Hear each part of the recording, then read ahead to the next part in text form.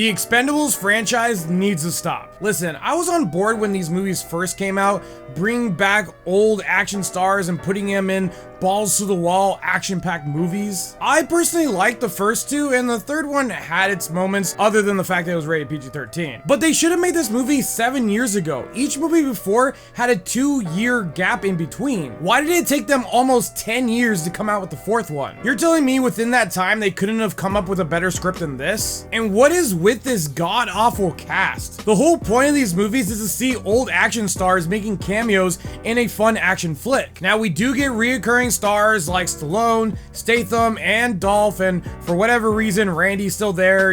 You know he has nothing else better to do. But the rest of the crew is just gone. There are only 2 good additions to this movie. One is Tony Jaa, who has an amazing fight scene on the boat with Statham, and Aiko, who is from the Raid Redemption series, and he's the villain of the movie, but he does have one pretty cool fight scene with Jason Statham. But why do we have 50 Cent, Megan Fox, whoever the heck Jacob Sapio is, and Levi Tran? None of them have any sort of action background. Why couldn't we have gotten like Michael J. White, Mark Wahlberg, Liam Neeson, Matt Damon, Chow Yun-fat, Keanu Reeves, Will Smith? And later in the film, they have Megan Fox leading the team, and I was like, really? I mean, they could have given us actresses like Angelina Jolie, Kate Beckinsale, and Charlize Theron. And also, instead of the other random chick, they could have given us Lucy Liu, Gemma Chan, or Ji-John Yan. We have so many great action stars, and this is what they gave us. I don't know what was going on in the writer's room, but this was just bad. I don't know how Kurt Wimmer was attached to the script. I'm assuming the other guys were more input on the script than he did, because there is no way Kurt wrote this movie as bad as it was. There were so many really cheesy lines, like something that you would see in a bad action comedy skit on YouTube. Also, so many scenes where Stallone and Statham are just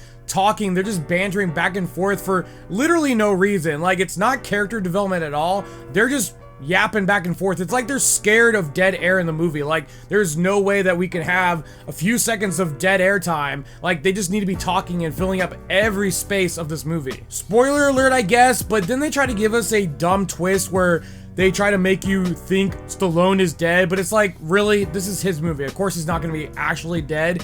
But it was dumb because they take him out of like 85% of the movie. Like, he's barely even in this film at all. The VFX in this were so bad. Like, when I saw the trailer, they were like questionable, but in the movie, the green screen was just so obvious. I'm like, how can it be this bad? Especially when they're on moving cars, it's like super apparent they're on a green screen. None of the new characters were cool or interesting at all. I mean, 50 Cent barely had anything to do in this movie. And while this movie had tons of explosions and violence, and I do like movies like that, it at least has to be somewhat good to be enjoyable. I mean, give us some cool characters and a somewhat interesting story to back it up, and then you can have it be just crazy fun. Like, we find out I guess the main plot point like within an hour into the film, which I didn't even realize was the main plot point until the end of the movie, and I was like, oh, that was it? Really?